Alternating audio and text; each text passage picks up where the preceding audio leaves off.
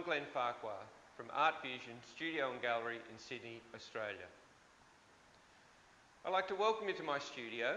I'd also like to thank Graham Stevenson from Put Some Colour in Your Life for asking me to create a short video just showing you one of the art styles that I create in my studio.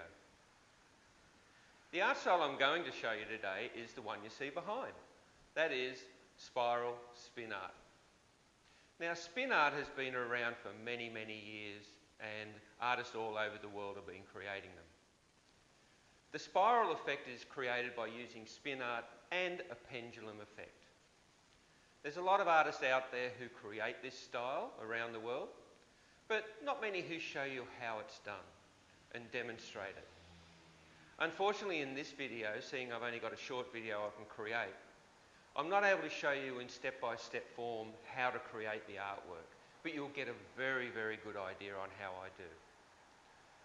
The people who follow me and know what I do create in the form of art lessons, they'll know that I have 23 different art styles in step-by-step format online available for you to see. Now, with this spin art, it's one of those artworks that's very unique. No two artworks are ever the same, and no matter how hard you try, you can't recreate the same artwork. Each artwork is basically an experiment. And that goes for a lot of abstract art. A lot of abstract art are all experimental, and you're not sure what you're going to have at the end until you've finished. Now, with our spin art, we can create an artwork, and when it's finished, you think, look, that's not that good. So don't worry. All we do is let it dry, and then we paint over the top of it with a new background, and that background might be black, white, or whatever colour you like, and you create a new artwork. But what you're left with when you paint over the old one is you'll have a fine detail underneath of the original artwork you did. So it's like an impression, which actually adds to the artwork, gives it a different effect. And over the years, I've created artworks where I might have done 3 or 4 and not been happy with them, and just keep painting over it. And then when it's finished, the final one comes up really nicely, but I've also got this amazing effect underneath, which is a subtle effect where you can see the outline of the paint underneath in the background, in the spirals, and then you've got your nice colourful spiral over the top. Creates an amazing effect and a great looking artwork. And as I teach in all of my lessons, I try to encourage people to experiment. And please don't worry if something doesn't work. Experimenting is a way of learning. And every time we, say, create an artwork that we're not happy with, well then we look at that and say, well, I shouldn't have done this, I shouldn't have done that, next time I'll do something else. But never worry about that, because with abstract you can paint over the top. When it's dry, paint over the top, start again. So try not to have a fear of failure, because failure is one of those things that help you learn. And I know in this day and age, paints can be expensive to buy, materials are expensive to buy. So that's why I say to people, just because it doesn't work out doesn't mean you ruined and wasted all your materials. You can still use your canvas by painting over the top and starting again. And it's the cost of the paint is all there is. But if you put the cost of the paint down as an art lesson and you're learning something each time, well then it's not a waste. And that's how everybody learns. That's how I've learned. I've got to where I am today by experimenting, getting something that didn't work, failed in that one, let's try again. So please don't get discouraged if the first one or the second one you do don't come out how you like it. But you'll be surprised what you can create by just trying. So today I'm going to create a couple of artworks for you in the spin effect. As I said, I'm not going to be able to do full detail, but you'll get a good idea on how it works. Now, to create one of these artworks, you've obviously got to have a spin turntable. Now there's all different ways we can create turntables. You'll see the one that I have here. But you can do some very simple forms of a turntable to make it work for you. Now, if something by creating a turntable is a bit too hard, well then it might be an artwork that you can't create. But I hope you enjoy watching this short video and you get something out of it and just enjoy watching the artwork come together. So let's get started. We'll create an artwork and we'll see what we end up with at the end, because I don't know what it's going to be like until I create it. So for me, this is an experiment as well. So let's get started.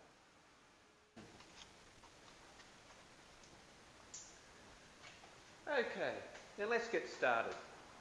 Now as you can see, this is the spin machine that I've created and built myself.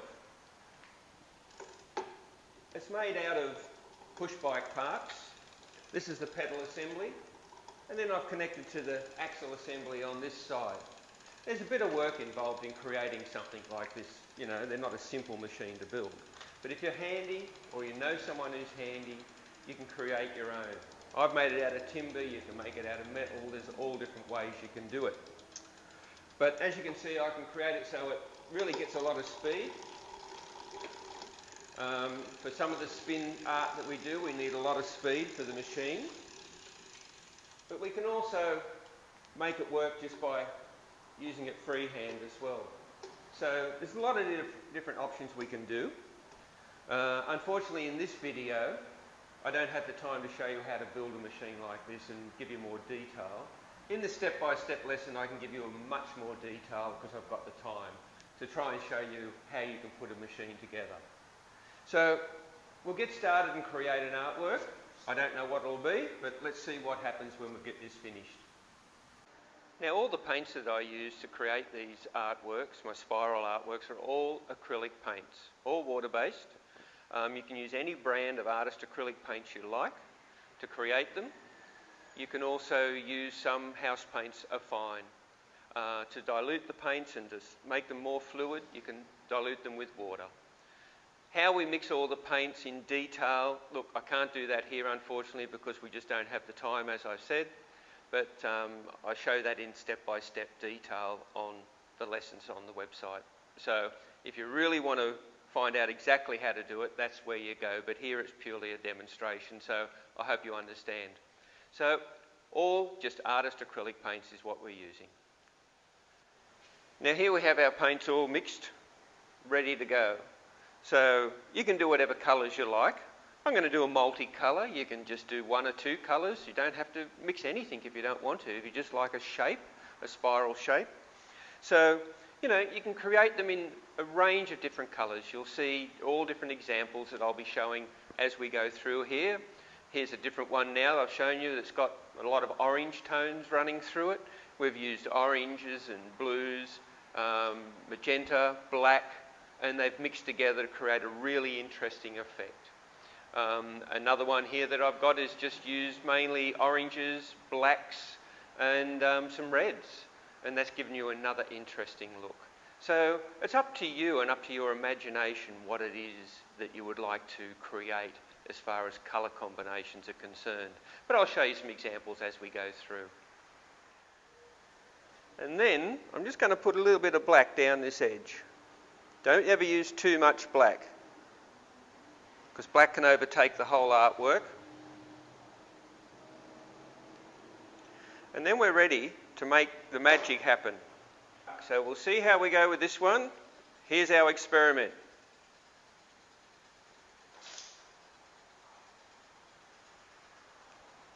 Now the way that just created that is quite stunning.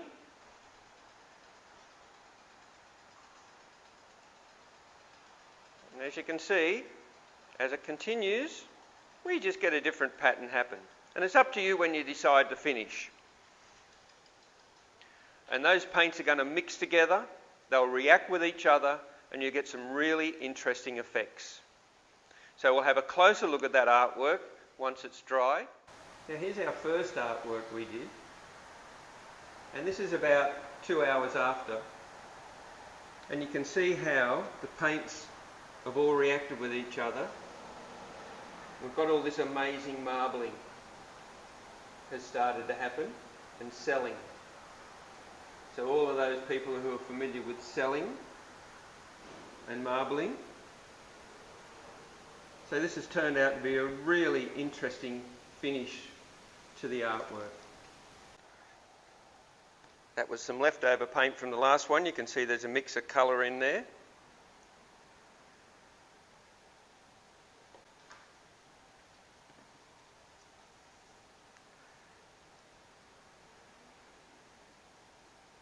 To get this moving, but this time I'm going to make a smaller and different shape. I'm letting it slow down.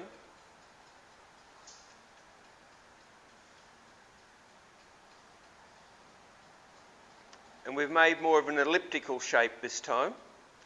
We've got a completely different shape and look to our artwork. And this one's a completely different feel altogether to the other one, just by having one elliptical shape and a second elliptical shape.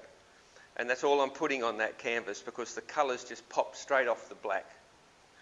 So that's another example of what we can do just with the spiral technique. If you'd like to learn how to do a spiral artwork, but you'd like to do it in person, I have one-on-one art lessons which are available. Just jump online, check out the website, and you'll see where you can book a one-on-one lesson. And then you can be in the studio with me. I can answer any questions you like, take you through step by step, show you how we use the machine. I can give you any ideas, and if you want to make your own machine, you can ask me any questions you like, and I'll be able to help you. So feel free, jump online and check out the one-on-one art lessons. Well, I hope you enjoyed watching those artworks come together. Just a small snapshot of the type of artworks I create in my studio here in Sydney. I create a lot of different art styles. As I said earlier on, I've got 23 different lessons similar to what you've just seen in all different styles, which I do step-by-step format. So if you are looking to create some new artworks or some ideas or just techniques, that's the type of thing I like to provide for people all around the world to see. You'll see examples on the website of all the different artworks people have created using my lessons, and feel free to jump online and check them out. You can download them or they're on DVD. What you've seen today is, as I said, just a small little insight to what I do. But I'd like to really thank Graham Stevenson and the team at Colour in Your Life. What they've done in putting their show together has just opened the world to a lot of artists. They're filming in countries all around the world, artists being exposed to millions of people where they would not have been. And just so you can see all the different techniques and the styles and the creativity of the people from around the world who create art in their homes and in studios, large and small, all different formats. So Graham, thanks very much for allowing me to be on your show and expose my work to more people around the world. It's been wonderful. So look, I hope that's all been interesting for you, and until next time, happy painting.